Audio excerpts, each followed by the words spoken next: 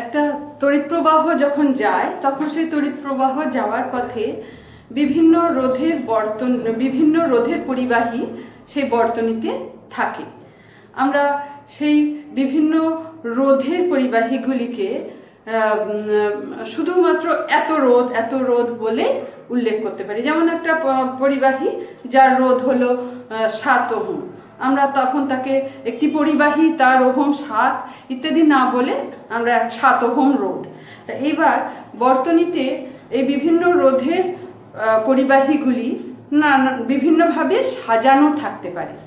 এইবার আজকে আমরা এই সাজানো বর্তনীতে যখন একাধিক রোধ সাজানো থাকে সেই সাজানোর পদ্ধতিটা কীরকম হয় সেই সম্পর্কে জানব। একে বলা হয় রোধের সমবায়।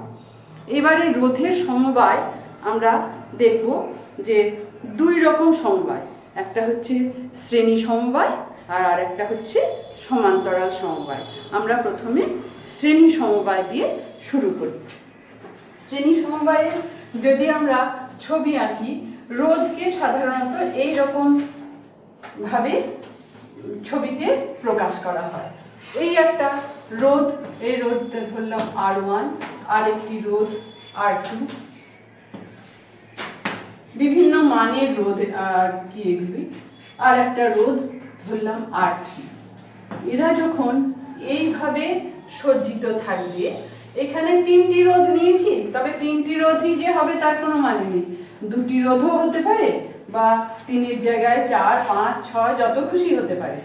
এইরকম ভাবে যখন সজ্জিত থাকবে তখন তাকে আমরা বলবো রোধের শ্রেণী সমবায়। এখন এই রকম ভাবে মানে কি, মানে বলতে বোঝায় যে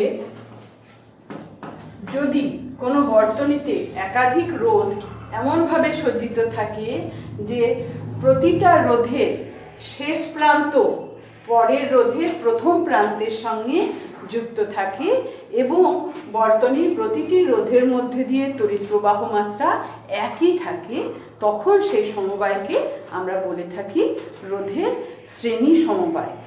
এখানে এই রোধটা আমরা এটাকে যদি ধরি, এটা ধরলাম এ বিন্দু, এটাকে ধরলাম রোধের প্রথম প্রান্ত, আর এটাকে ধরলাম বি বিন্দুটাকে ধরলাম শেষ প্রান্ত, আর R2 প্রথম প্রান্তটা এদিকে, R2 শেষ প্রান্তটা এইদিকে সি বিন্দু, R3 প্রথম প্রান্ত এদিকে, শেষ প্রান্তটা এদিকে।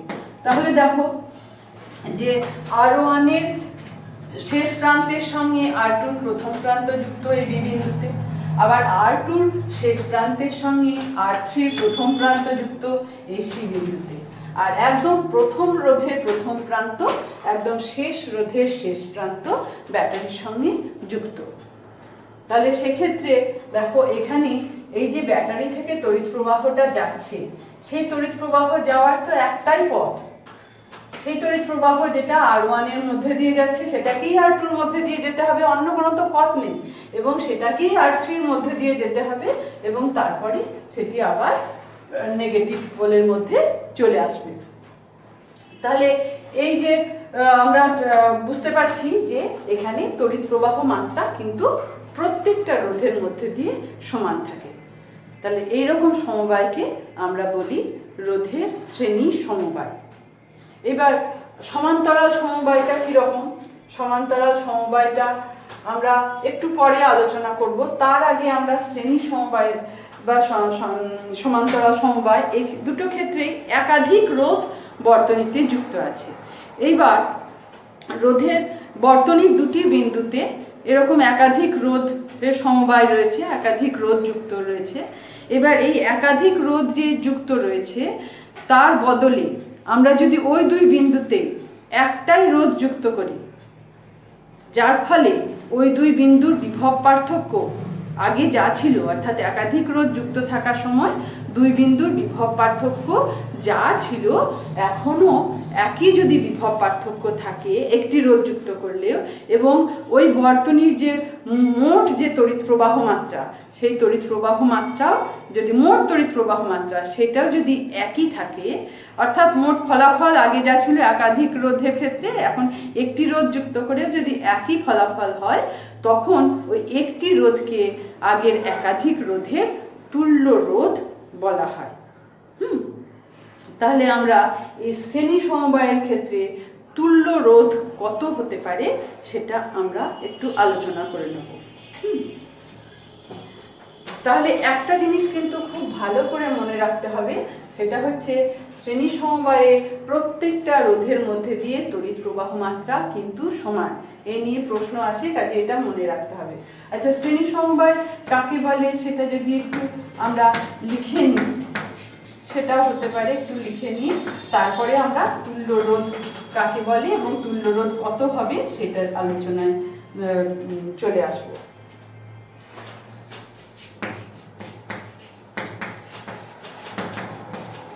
যদি রোধ সমবায়ে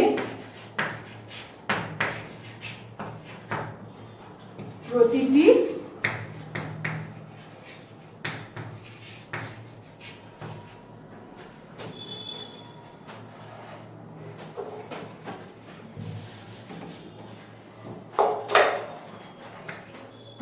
রোধের শেষ প্রান্ত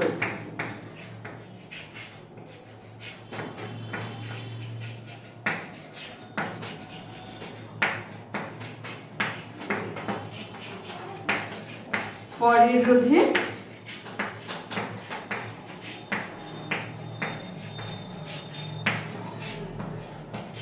প্রথম প্রান্তের সঙ্গে যুক্ত থাকে।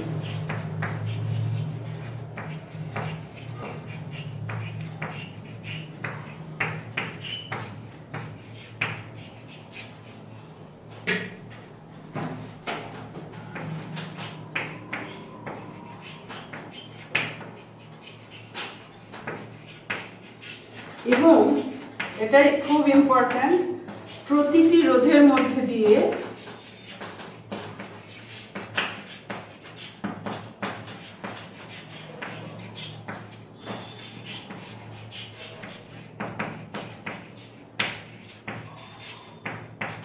তড়িৎ প্রবাহ মাত্রার মান সমান হয়।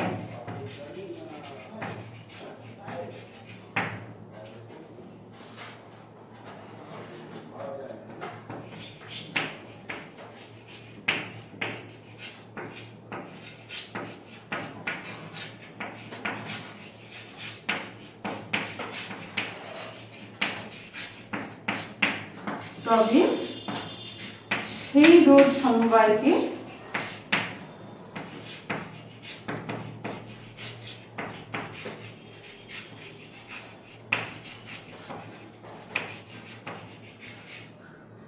রোধের কি বলা হয়? শ্রেণী সমবায় বলা হয়। রোধের শ্রেণী সমবায় বলা হয়।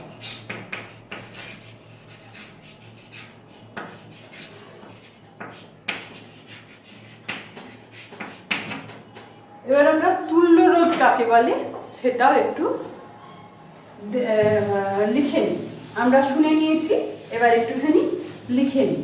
তুল্য রোধ কাকে বলে, সেটা তুল্য রোধটা কিন্তু সমান্তরাল সমবায়ের ক্ষেত্রে ওটাই তুল্য রোধ, শ্রেণী সমবায়ের ক্ষেত্রে ওটাই তুল্য রোধ। দুই ক্ষেত্রে এটা তুল্য রোধ, যে সংজ্ঞা হিসেবে একই হবে।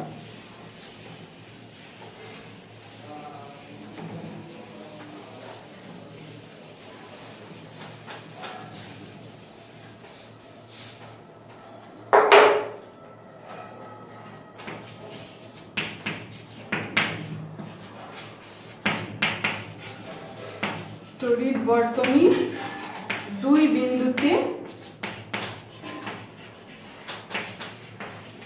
যুক্ত একাধিক রোধের পরিবর্তে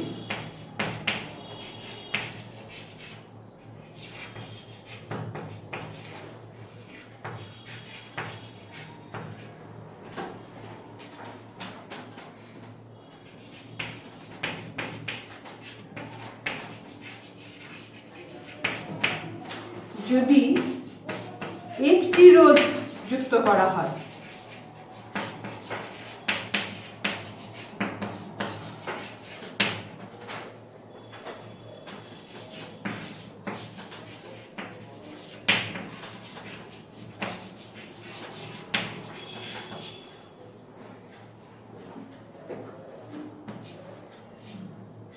বর্তনী একটা রোধ যুক্ত থাকলেও বর্তনীর ওই দুই বিন্দুর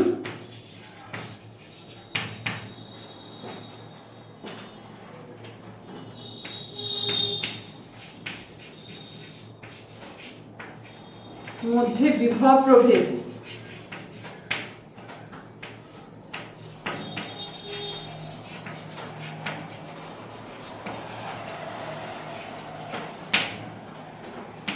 এবং মোট তড়িৎ প্রবাহ মাত্রা, মোট কথাটা খেয়াল রাখতে হবে, মোট তড়িৎ প্রবাহ মাত্রা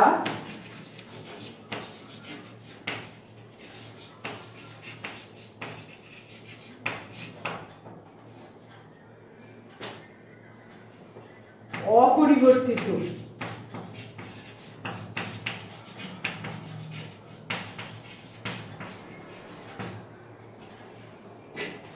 যদি থাকে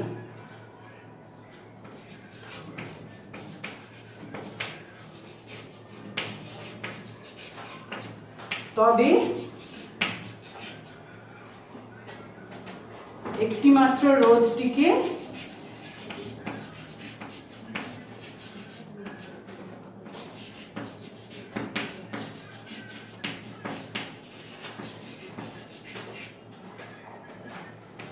ওই একাধিক রোধের তুল্য রোধ হয়।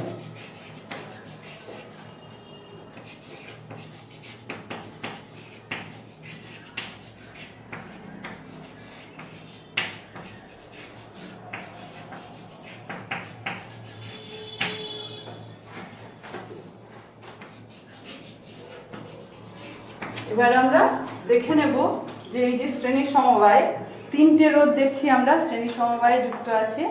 এই শ্রেণী সমবায়ে যুক্ত তিনটি রোধে তুল্য রোধ কত হবে?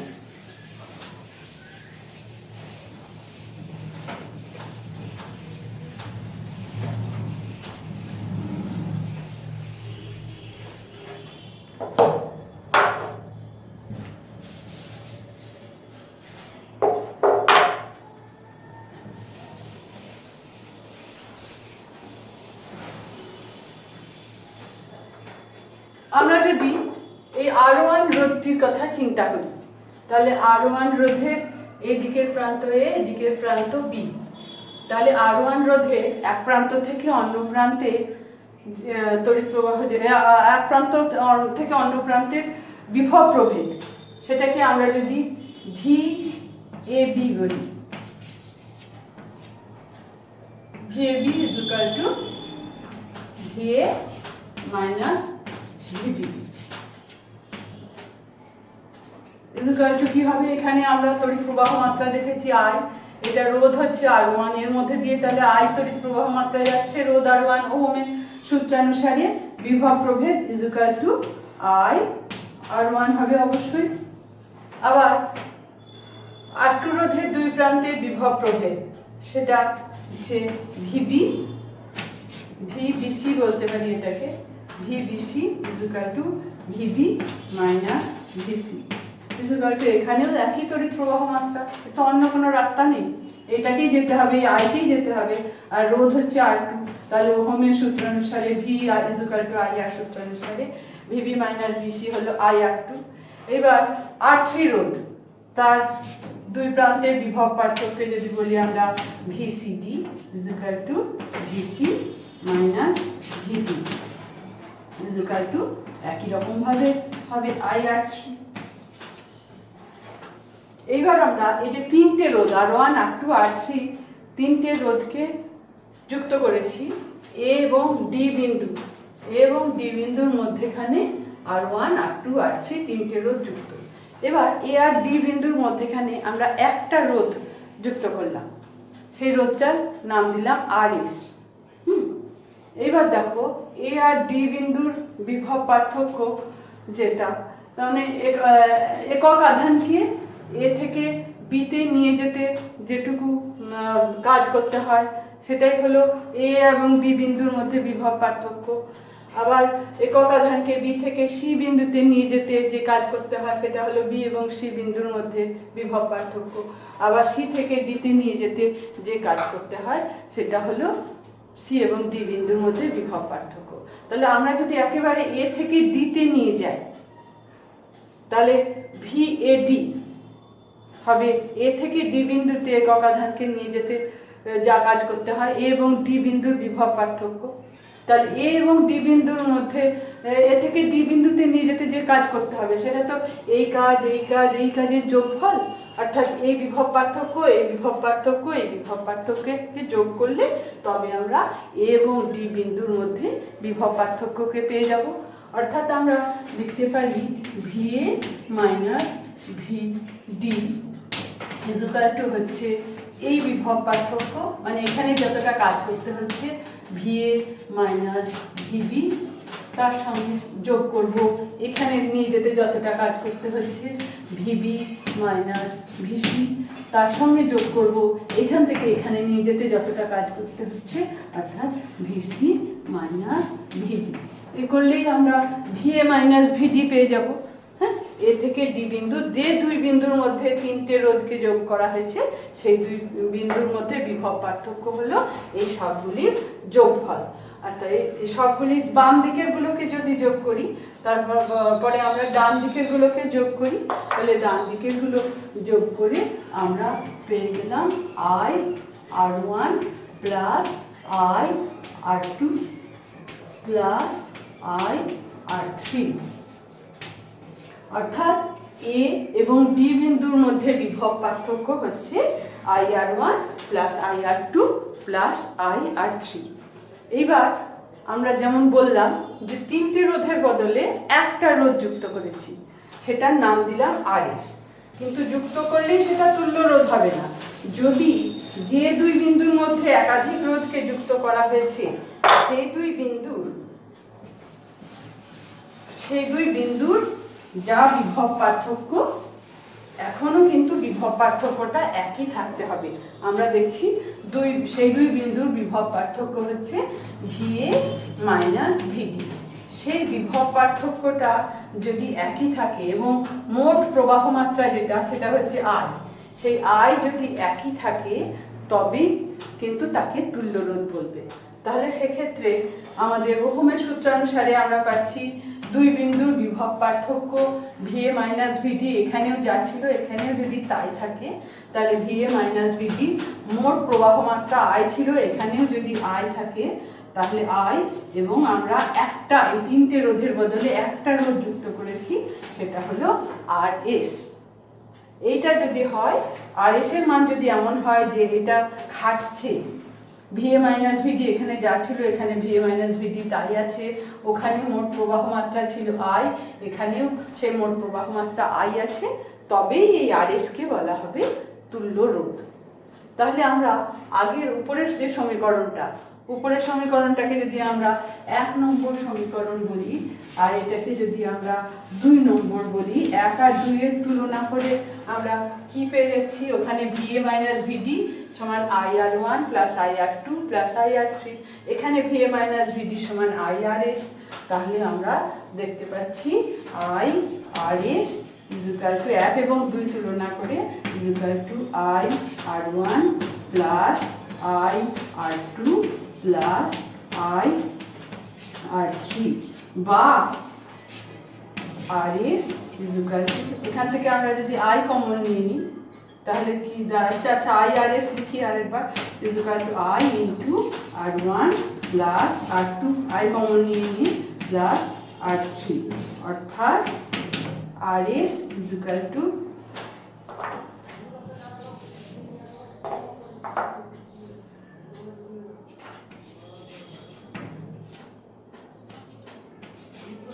আর এস ইকুয়াল টু হচ্ছে R one plus R two plus R three.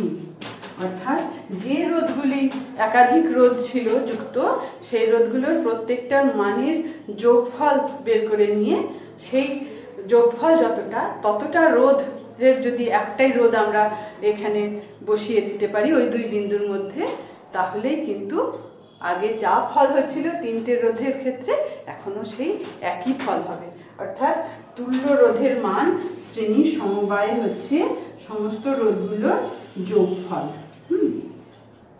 তার মানে একটা যদি 3 ওহম, একটা যদি 7 ওহম, একটা যদি 5 ওহম, এরকম তিনটে রোধ যদি থাকে শ্রেণী সমবায় যুক্ত, তাহলে তার বদলে একটা কি রোধ, কত রোধ আমরা বসিয়ে দেব, সেটা হচ্ছে 3 আর 7 10 আর 5 15 ওহমের একটা রোধ বসিয়ে দিলে সেটা হবে ওই 3, 7 এবং 5 ওহমের তুল্য রোধ। এই হলো গিয়ে শ্রেণী সমবায়ের তুল্য রোধ। তাহলে আমরা দেখতে পাচ্ছি শ্রেণী সমবায়ের তুল্য রোধটা কিন্তু প্রত্যেকটা রোধের চাইতে বেশি, কারণ রোধগুলোর সবকটা যোগফল হচ্ছে শ্রেণী সমবায়ের তুল্য রোধ। শ্রেণী সমবায়ের তুল্য রোধের মান প্রতিটি রোধের চেয়ে বেশি হয়। এবার আমরা চলে আসবো সমান্তরাল সমবায়ের ক্ষেত্রে। সমান্তরাল সমবায়টা কিরকম? সমান্তরাল সমবায়ে প্রত্যেকটা যে রোধ, একাধিক রোধ, প্রত্যেকটা রোধের এক প্রান্ত একটা বিন্দুতে যুক্ত, আর অন্য প্রান্ত আর একটা বিন্দুতে যুক্ত থাকবে।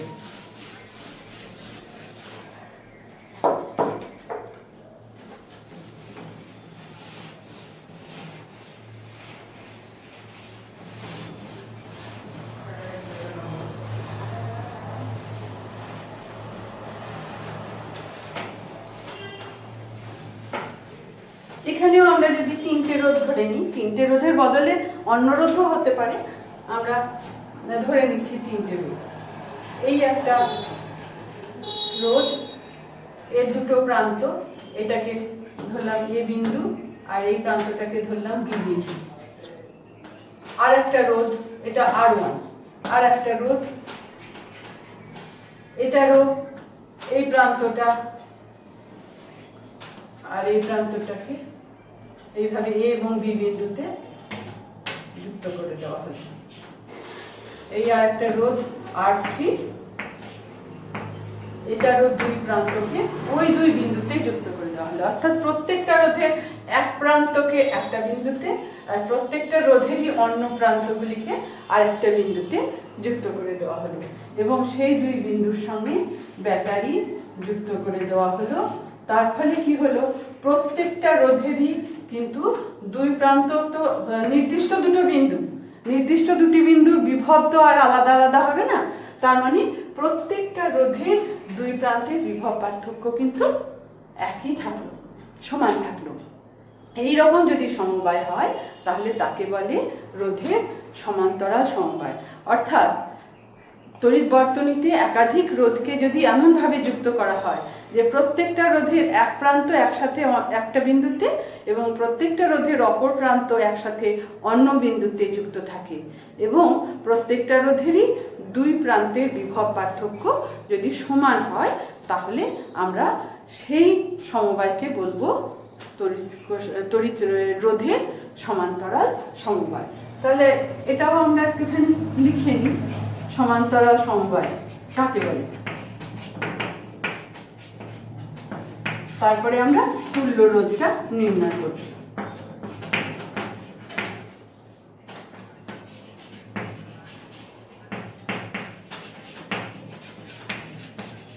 একাধিক রোধের প্রতিটি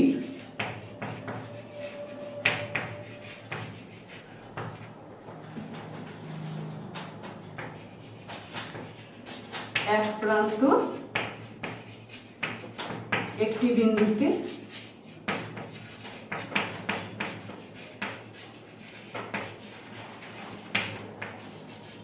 এবং অপর প্রান্ত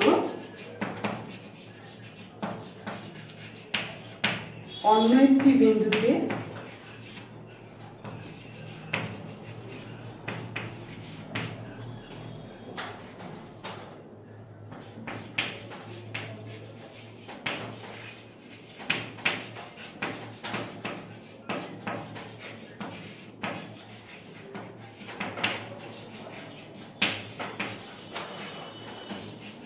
যদি যুক্ত থাকে, যার ফলে প্রতিটি রোধের দুই প্রান্তের বিভব পার্থক্য সমান হয় প্রতিটি রোধে দুই প্রান্তের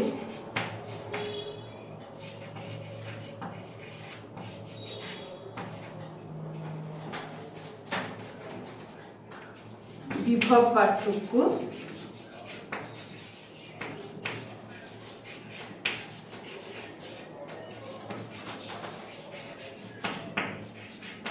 সমান হয় রোধের সেই সমবায়কে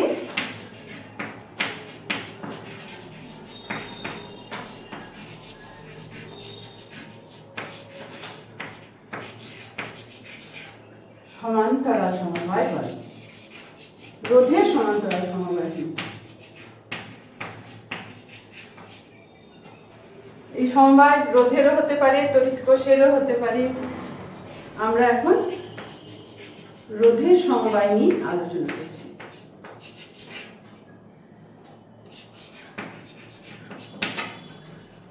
এবার আমরা সরাসরি চলে আসি যে তুল্য রোধ কি হবে ক্ষেত্রে, সেটাতে চলে আসি। তার মাধ্যমে আমাদের আজকের পাঠ শেষ হয়।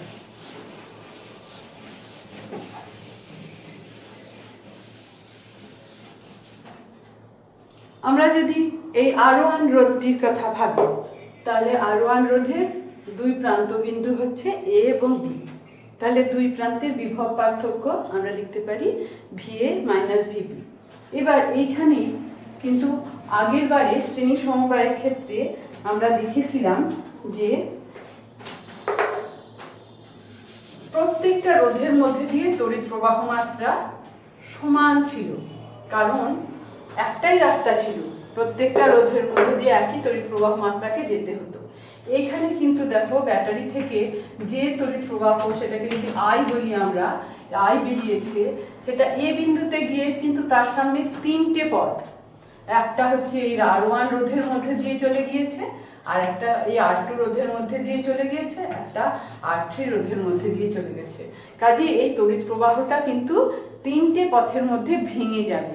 ধরলাম আমরা এর মধ্যে দিয়ে যে তড়িৎ প্রবাহটা যাচ্ছে R1 এর মধ্যে দিয়ে, সেটি হলো I1, R2 এর মধ্যে দিয়ে যেটা যাচ্ছে সেটা হলো I2, আর R3 এর মধ্যে দিয়ে যেটা যাচ্ছে তড়িৎ প্রবাহ মাত্রা সেটা হলো I3।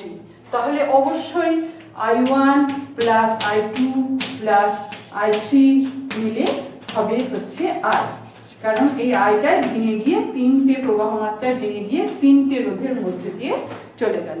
এখানে এসে আবার সংযুক্ত হয়ে আই হয়ে এখান দিয়ে যাবে, অর্থাৎ এক্ষেত্রে মোট তড়িৎ প্রবাহ মাত্রা হলো আই। এবার আমরা প্রত্যেকটা রোধের কথা আলাদা করে চিন্তা করি। R1 রোধের দুই প্রান্ত বিন্দুর মধ্যে বিভব পার্থক্য VA মাইনাস VB। ওহমের সূত্রানুসারে কি হবে? তড়িৎ প্রবাহ মাত্রা হলো I1, রোধ হলো R1, I1 R1। এবার আমরা চলে যাই R2 রোধের ক্ষেত্রে, এখানেও দুই প্রান্ত বিন্দু হচ্ছে VA মাইনাস VB, A এবং B, তাহলে বিভব পার্থক্য হলো VA মাইনাস VB, প্রবাহ মাত্রা I2 এবং রোধ হচ্ছে R2। এবং R3 রোধের মধ্যে দিয়ে VA মাইনাস VB হচ্ছে I3 R3।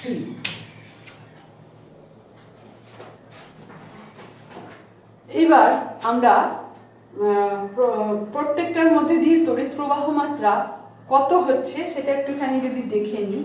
এইখান থেকে আমরা পাচ্ছি I1 হচ্ছে VA minus VB by R1। আর এখানে আমরা কি পাচ্ছি?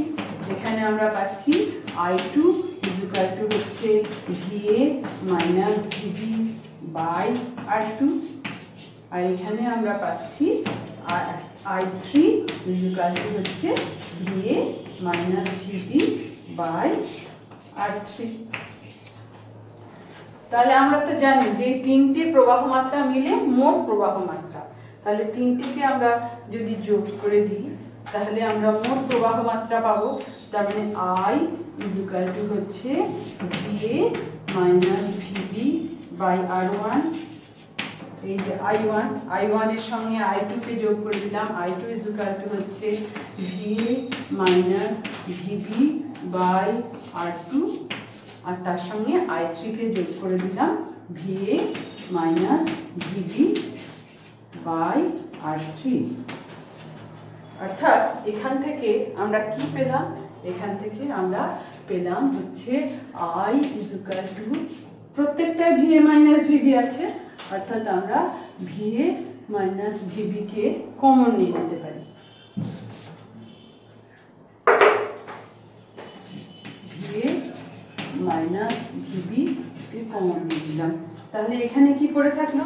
এখানে পড়ে থাকলো 1/R1, পরেরটায় পড়ে থাকলো 1/R2, তারপরেরটায় পড়ে থাকলো 1/R3। এবার আমরা একটু মনে করি যে আমরা তুল্য রোধের কি সংজ্ঞা, কাকে বলে তুল্য রোধ, কি জেনেছিলাম?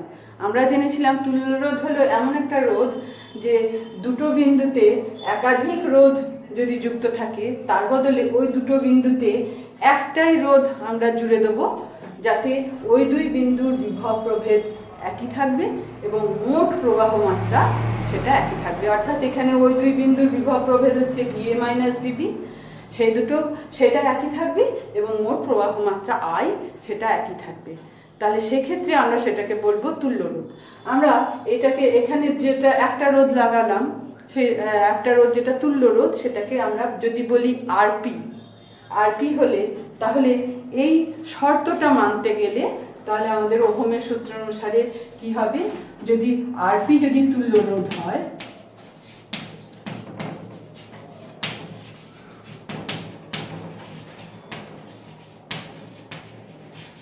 দুই বিন্দুর বিভব পার্থক্য একই থাকলো, এখানে যা ছিল VA মাইনাস VB, এখানে তাই থাকলো VA মাইনাস VB। ওহমের সূত্রানুসারে মোট প্রবাহ মাত্রা I সেটাও একই থাকলো। I আর কি হবে? যদি সেই শর্তটা মেনে এটা যদি তুল্য রোধ হয়, সেক্ষেত্রে এরকম ঘটবে। এবার এখান থেকে আমরা I এর মানটা কি পাচ্ছি? এখান থেকে আমরা I এর মান পাচ্ছি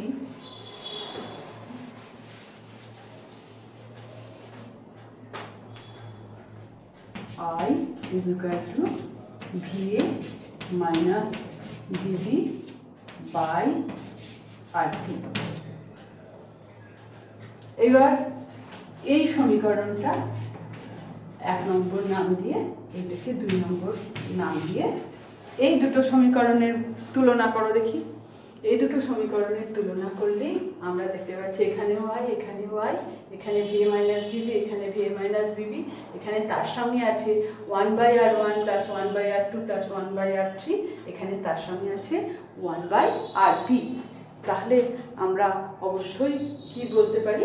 আমরা বলছি ইজ ইকুয়াল টু হচ্ছে 1/R1 plus 1/R2 plus 1/R3। তাহলে আমরা সেটা লিখে ফেলি, সেটাই হবে তুল্য রোধ। সমান্তরাল সমবায়ের ক্ষেত্রে সেটাই হবে তুল্য রোধ। তাহলে সমান্তরাল সমবায়ে তুল্য রোধ যদি RP হয়, তাহলে আমরা দেখছি 1/RP is equal to 1/R1 plus 1/R2 plus 1/R3। এবার তিনটের বদলে আরো অসংখ্য হতে পারে। তাহলে আমরা 1/R1 plus 1/R2 plus 1/R3 করে কিন্তু তুল্যরোধ পাবো না, তুল্যরোধের অনুন্নক পাবো। তার অনুন্নক নিলে পরে তবেই আমরা সেই তুল্যরোধটা পাবো। অনেক সময় ভুল হয়ে যায়, আমরা 1/R1 plus 1/R2 plus 1/R3 এটা বের করে এটাকেই তুল্যরোধ বলে বসিয়ে দিই, কিন্তু তার অনুন্নক নিতে হবে। তার অনুন্নক নিলে তবেই সেটা হবে সমান্তরাল সমবায়ে তুল্যরোধ। আমরা দেখেছি যে শ্রেণী সমবায়ের তুল্যরোধটা প্রত্যেকটা রোধের চাইতেই অনেক বেশি হবে, কারণ সব রোধগুলো যোগ করে তবে হচ্ছে শ্রেণী সমবায়ের তুল্যরোধ। সমান্তরাল সমবায়ে কি তাই হচ্ছে? আমরা একটুখানি দেখে নেব যে সমান্তরাল সমবায়ের ক্ষেত্রে তুল্যরোধটা প্রত্যেকটা রোধের চেয়ে বেশি হচ্ছে না কম হচ্ছে। ধরলাম অনেকগুলো রোধ আছে, তাদের সমান্তরাল সমবায় করা হয়েছে, হ্যাঁ, তাহলে তুল্য রোধের ফর্মুলাতে আমরা কি পাবো? 1/Rp = 1/R1 plus 1/R2 plus dot dot dot অনেকগুলো আছে প্লাস 1/Rm প্লাস আরও আছে 1/Rn। n সংখ্যক ধরো একটা রোধ রয়েছে। এবার এখানে m এটাকে কেন লিখেছি? এটা তো n সংখ্যক বলে Rn, এখানে m লিখেছি কেন? এই রোধগুলোর মধ্যে সবচেয়ে ছোট মিনিমাম হচ্ছে এই রোধটা, সেই জন্য এটাকে Rm বলা হয়েছে। এবার 1/Rp তো এই সবগুলোর যোগফল, তাহলে যে কোনো একটার থেকে তো অবশ্যই বেশি হবে। তাহলে আমরা বলতে পারি এখানে যে 1/Rp হচ্ছে গ্রেটার দেন 1/Rm। প্রত্যেকটার থেকে এইটার সঙ্গে এটা যোগ করে তার সঙ্গে আর সব যোগ করে তবে 1/Rp। তাহলে যে কোনো একটা সঙ্গে তো যোগফলের সঙ্গে যদি সমান হয় তাহলে যে কোনো একটা, যেগুলো যোগ করেছি তার যে কোনো একটার থেকে তো অবশ্যই বেশি হবে। তাহলে আর এই 1/Rm এর থেকে বেশি, তাহলে 1/Rm এর থেকে 1/Rp যদি বেশি হয় তাহলে আমরা জানি যে একটা অনন্যক আর একটা অনন্যকের থেকে বেশি হলে সেই রাশিটা অবশ্যই কিন্তু আরপিটা Rm এর থেকে ছোট হবে। যেমন ধরো 1/2 তো অবশ্যই 1/4 থেকে বেশি। 1/2 মানে একটা জিনিসের 2 ভাগের 1 ভাগ, আর 1/4 মানে একটা জিনিসের 4 ভাগের 1 ভাগ। তাহলে একটা জিনিসকে 4 ভাগের 1 ভাগ করলে সেটা যতটা হবে, একটা জিনিসকে 2 ভাগের 1 ভাগ করলে সেই এক একটা ভাগ নিশ্চয়ই তার থেকে বেশি হবে। 1/2 1/4 থেকে বেশি, তাহলে 2 কিন্তু অবশ্যই 4 থেকে ছোট। তাহলে আরপিটা Rm এর থেকে ছোট হবে। তাহলে আরপি দেখো তুল্য রোধ, আর Rm হচ্ছে যে রোধগুলোকে আমরা সমান্তরাল সমবায়ে রেখেছি তার মধ্যে সবচেয়ে যেটা ছোট সেই রোধটা হচ্ছে Rm। তাহলে তার থেকেও কিন্তু তুল্য রোধটা ছোট হয়ে যায়। অর্থাৎ সমান্তরাল সমবায় কিন্তু শ্রেণী সমবায়ের থেকে উল্টো। সমান্তরাল সমবায়ে তুল্য রোধটা যতগুলো রোধকে যুক্ত করা হয়েছে তাদের সবার থেকে ছোট যে রোধ তার থেকেও তুল্য রোধের মানটা আরও কম। অর্থাৎ আমরা কোথাও যদি আমাদের কতগুলো রোধ আছে কিন্তু বর্তনীতে আমাদের যে রোধটার দরকার, যত যত রোধ আছে ধরো 3 ওহম 5 ওহম 7 ওহম, আগের যেমন উদাহরণ বললাম, এই কটা রোধ আমাদের আছে। আমাদের এমন রোধের দরকার যে 3 ওহমের চাইতে সবচেয়ে কম হচ্ছে 3 ওহম, এদের মধ্যে 3-এর চাইতেও আরও কম রোধ আমাদের যদি প্রয়োজন হয় তখন কিন্তু আমরা সমান্তরাল এইগুলোকে সমান্তরাল সমবায়ে যুক্ত করব। তাহলে আজকে আমরা এই পর্যন্তই করলাম।